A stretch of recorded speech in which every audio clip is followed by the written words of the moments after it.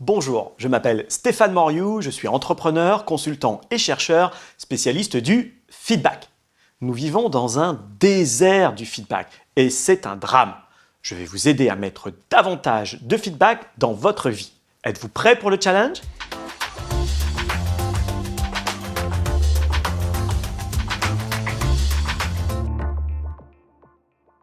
Bienvenue dans le deuxième épisode de notre challenge.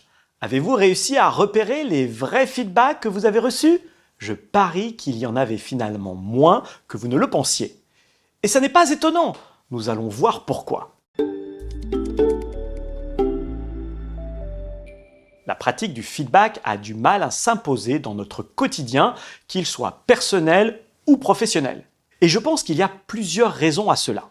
Le terme même de feedback a été inventé dans les années 1910. C'est donc très récent. Et à cette époque, il était utilisé par des ingénieurs qui travaillaient sur les ondes radio.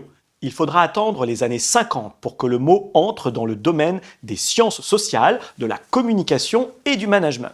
Alors, cela ne veut pas dire que personne ne pratiquait le feedback avant cette période. Mais il n'était pas utilisé de manière consciente, donc il n'était pas théorisé, pas modélisé, pas enseigné. Ce n'était évidemment pas très propice à la généralisation de sa pratique. Je pense qu'on peut aussi expliquer ce désert du feedback par des facteurs socio-culturels. Il y a un trait saillant dans la culture judéo-chrétienne, c'est la propension à ne pas voir la normalité, mais à se focaliser sur la normalité. On surestime les erreurs et on leur accorde une importance exagérée. Moi, j'aime bien faire remonter ce trait culturel à la pomme d'Adam et Ève, au péché originel qui marque notre façon de voir le monde. On prête toujours plus d'attention à ce qui va mal. Plus proche de nous, notamment nous les Français, regardez notre système éducatif. Nous avons un système de notation par relevé d'erreurs.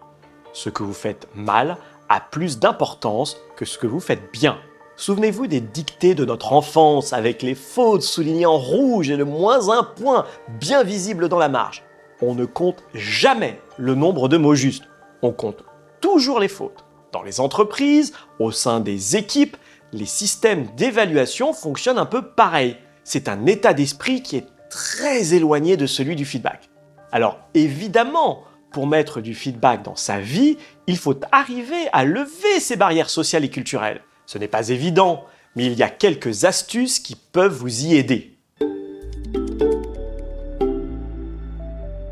C'est le cas pour tout apprentissage. Pour consacrer du temps et de l'énergie à acquérir de nouvelles compétences, il faut être motivé. Mon premier conseil pour garantir le succès de votre pratique du feedback, c'est d'identifier vos moteurs. Pourquoi voulez-vous plus de feedback ? Qu'en attendez-vous ? Je vous en ai parlé dans l'épisode précédent. Le feedback est un outil de communication qui booste l'estime de soi. C'est un mode d'apprentissage et un levier de performance. Ce sont déjà 3 bonnes raisons de vouloir le pratiquer. Il peut aussi y avoir des motivations plus personnelles.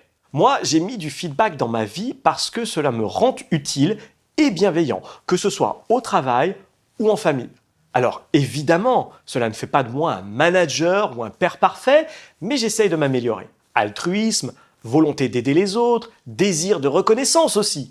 À chacun son moteur. À vous de trouver le vôtre. Mon deuxième conseil, c'est d'anticiper vos failles. Quels sont les freins qui pourraient ralentir votre apprentissage et votre pratique du feedback ? Manque de temps, distance liée au télétravail, faible disponibilité de vos interlocuteurs, un manager réticent. Certaines sont de vraies bonnes excuses, d'autres ressemblent plus à des prétextes pour ne pas se retrousser les manches. Pour les distinguer, je vous propose de les classer en 3 catégories. D'abord, les interférences indirectes lointaines. Le Covid, le télétravail, le Brexit, Meghan et Harry. Vous n'avez pas de prise dessus, mais leur impact n'est peut-être pas aussi grand que vous le pensez. Deuxièmement, les interférences indirectes proches. Le petit chef aigri, le client agressif, le collègue manipulateur. Elles ne dépendent pas de vous, mais peuvent effectivement influencer votre pratique du feedback. Il faudra apprendre à faire avec, mais ne les laissez pas vous décourager. Troisièmement, les interférences directes, c'est-à-dire celles que l'on se crée soi-même. Ce sont celles sur lesquelles on peut agir le plus facilement puisque nous en sommes les seuls responsables. Un exemple tout simple, le fameux « je n'ai pas le temps ». C'est une fausse excuse qui peut être écartée sans difficulté. D'abord, parce que le feedback peut être concis, informel et ne prendre que quelques minutes par jour. Ensuite, parce qu'avec un peu de volonté, on peut facilement dégager du temps pour ce qui compte. Un peu moins de réseaux sociaux, d'internet ou de Netflix. Et le tour est joué. Pour ce deuxième challenge, vous devrez identifier vos moteurs et vos failles. Pourquoi voulez-vous développer votre pratique du feedback? Quelle est votre motivation? Et quels sont vos freins? Repérez ceux sur lesquels vous pouvez agir facilement et préparez-vous à les supprimer. Dans le prochain épisode, nous entrerons dans le vif du sujet et nous commencerons à pratiquer concrètement le feedback. À bientôt!